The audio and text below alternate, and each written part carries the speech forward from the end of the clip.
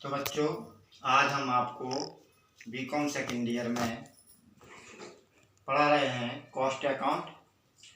आज तारीख है 5/5/2020 यानी 5 मई 2020। तो हम आपको कॉस्ट अकाउंट पढ़ा रहे हैं। तो कल हम आपको बता रहे थे कि भारत में लागत लेखांकन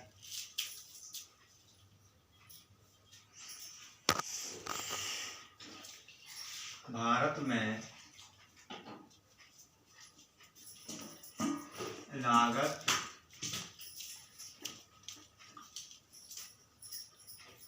लेखांकन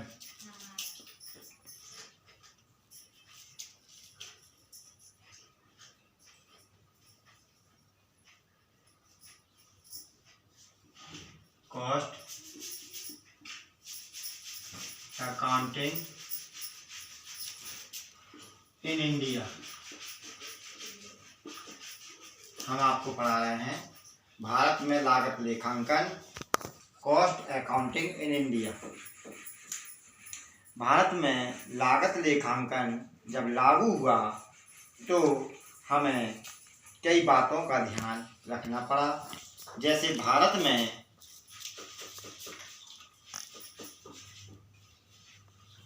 टॉपिक है नंबर 1, सन 1944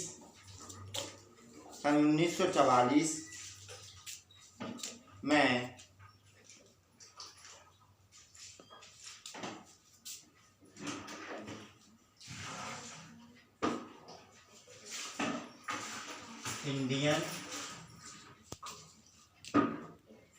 Indian institute of cost Indian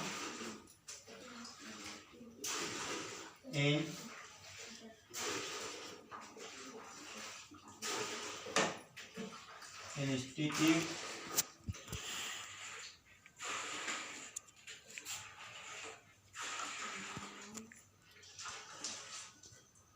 cost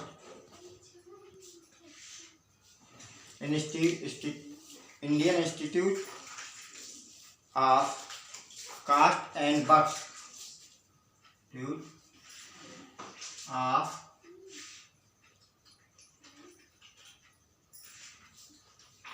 cast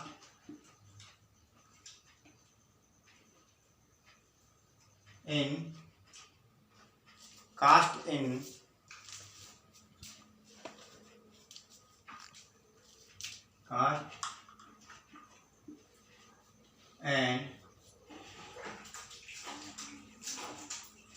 box cost and works के नाम से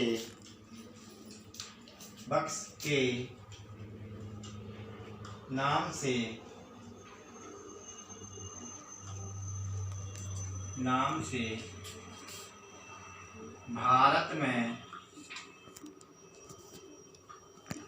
स्थापना की गई। तो बच्चों, भारत में लागत लेखांकन की स्थापना 1944 ईस्वी में Indian institute of cost and works के नाम से भारत में कंपनी की स्थापना की गई,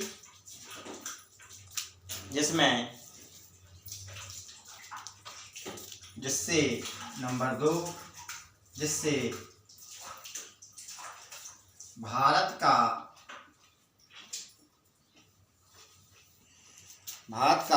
स्थापना की, जिससे भारत में लागत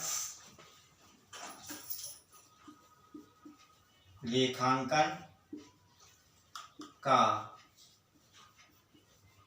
विकास हुआ।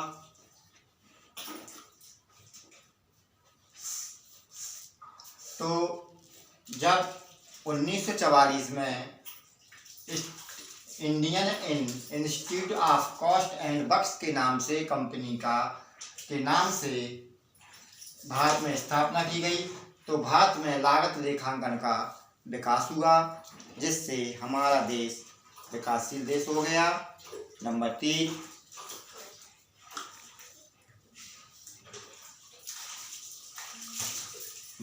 है कि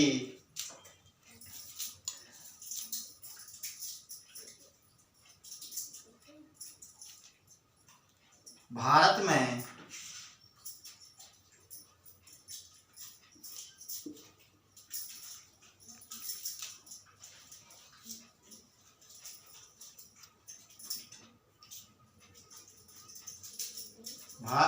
लेखांकन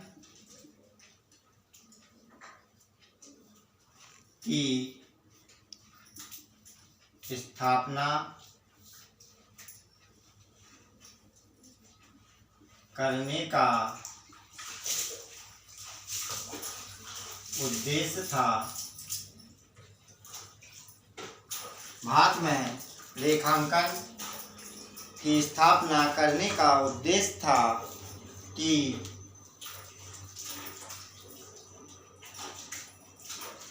लागत लेखांकन के क्षेत्र में विकास करना। भारत में जब लागत लेखांकन की स्थापना हुई तो क्षेत्र में विकास करने के लिए लागत लेखांकन की स्थापना की। इसमें क्षेत्र से क्या संबंध है, मतलब स्कोप। लागत लेखांकन और क्षेत्र का क्या मतलब है? देखिए, क्षेत्र का मतलब होता है कि जिस क्षेत्र में जैसे कस्टमर होते हैं उस कस्टमरों के इच्छा अनुसार, उस कस्टमरों की इनकम के अनुसार हम वस्तु का प्रोडक्शन करके और उस वस्तु को हम उस क्षेत्र में लॉन्च कर सकते हैं जिस क्षेत्र में उस डिग्री के लोग रहते हैं जो उसकी कॉस्ट के अनुसार सामान को परचेज कर सकें। इसलिए लागत लेखांकन का भारत में लागत लेखांकन की स्थापना करने का उद्देश्य यही था कि उसके क्षेत्र का विकास हो, भारत के क्षेत्र का विकास हो। सन 1956, नंबर 4,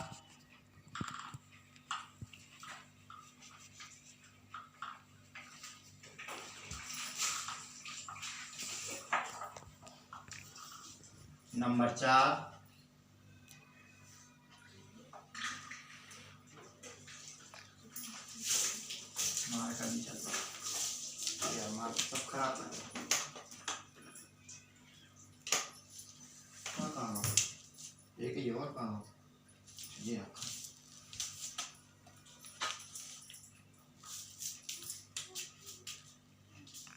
नंबर 4, भारत में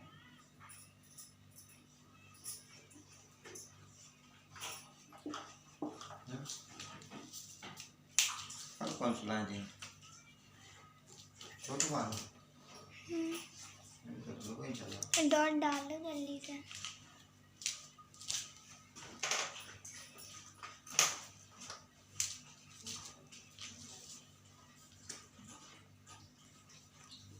नंबर 4, भारत में 1956 अधिनियम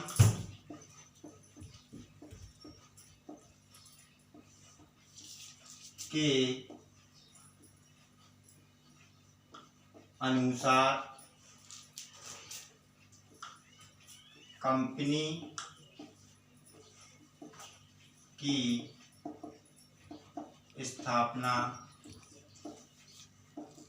की गई। देखिए, 1944 में भारत में हमने विकास करने के लिए ईस्ट इंडिया ऑफ इंस्टीट्यूट की स्थापना की थी। इसके बाद कंपनी अधिनियम 1956 की धारा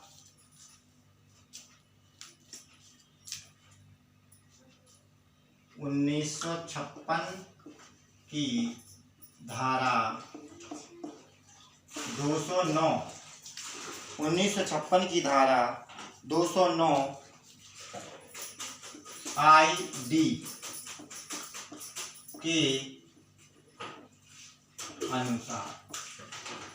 कंपनी अधिनियम की स्थापना हमने की धारा 209 ID के अनुसार, यानी धारा सेक्शन 209 और शेड्यूल नंबर D के अनुसार हमने कंपनी अधिनियम 1956 की स्थापना भारत में कर दी।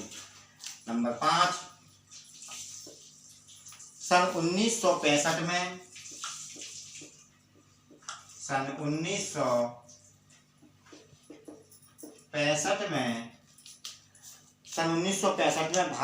भारत ने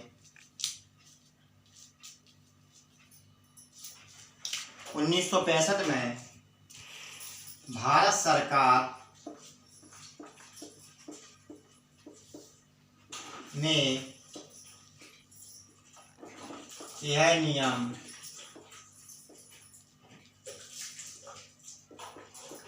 लागू करा दिया कि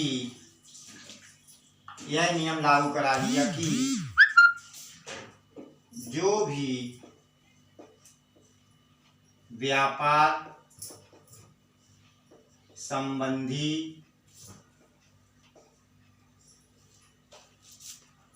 लागत लेखे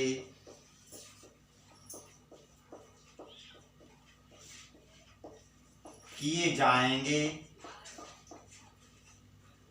उनकी जांच करने का दायित्व भारत के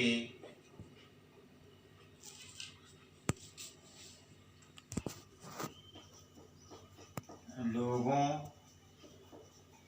को ही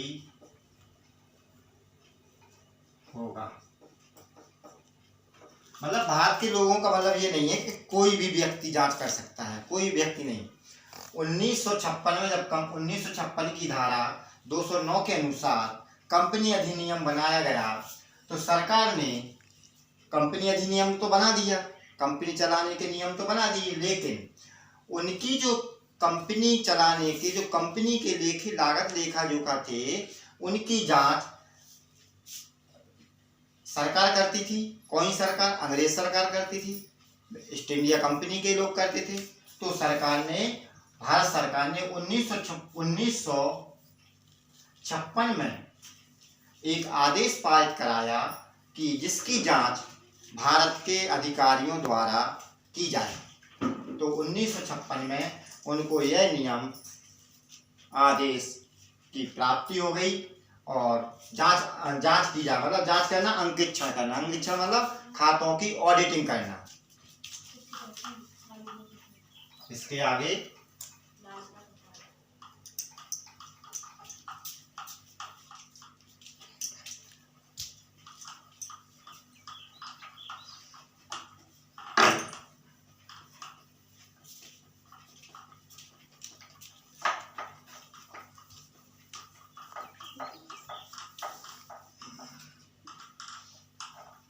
माल का डिस्टर्ब कर रहा है।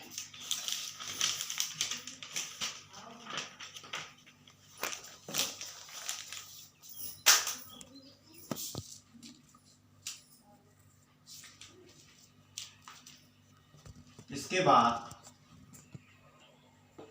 खा भारत में लागत प्रणाली की स्थापना।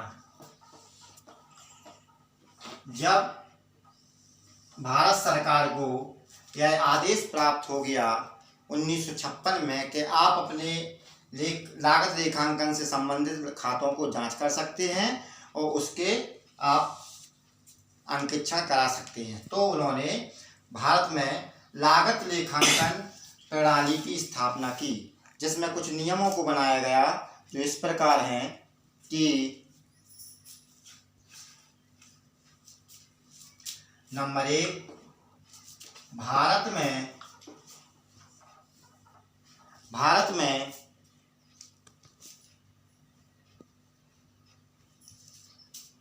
व्यवसाय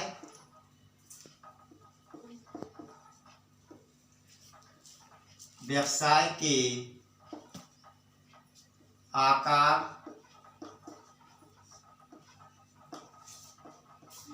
प्रकृति आदि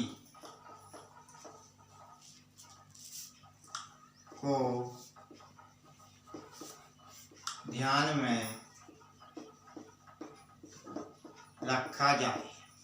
मतलब इसका मतलब है कि भारत में जो व्यवसाय होगा उसका आकार मतलब क्षेत्र, लिमिटेशन, सीमा, और उसका प्रकार, किस प्रकार की वस्तु हमें लॉन्च करना है, कहाँ लॉन्च करना है, किस क्षेत्र में करना है, और उसका नेचर, उसकी प्रकृति, उसके प्रोडक्ट का प्रयोग क्या है, प्रोडक्ट का प्रयोग क्या है। इस तरीके से हमें इन बातों को ध्यान में रखना होगा।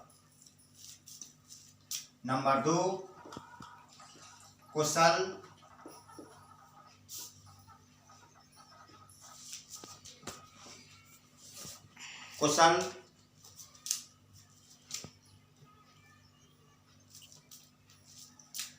कुशल योग्य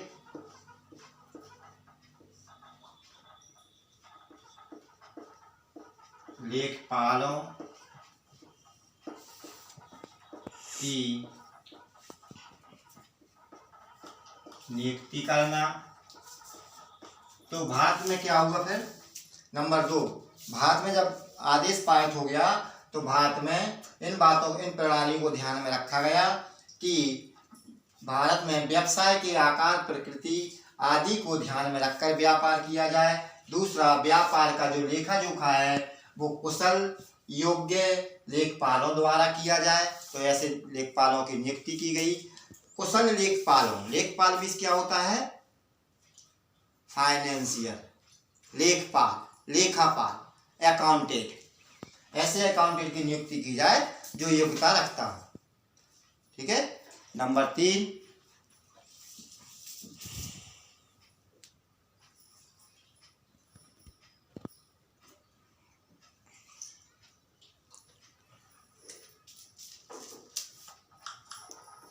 सामग्री, श्रम,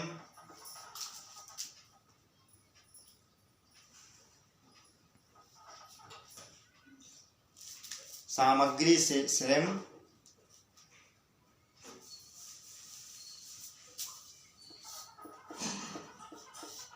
ऊपरी व्ययों आदि का रखरखाव,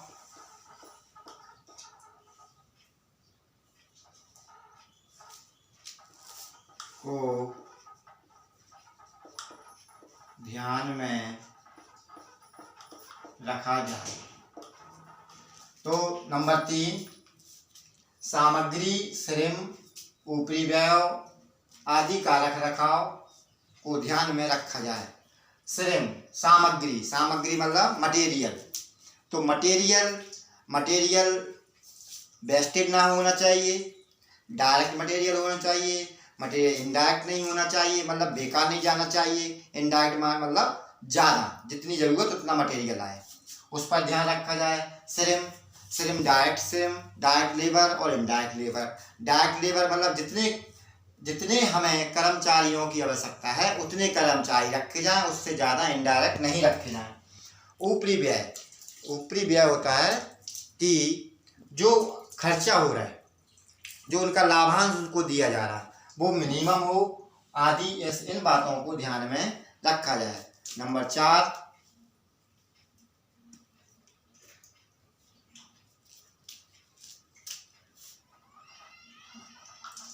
भारत के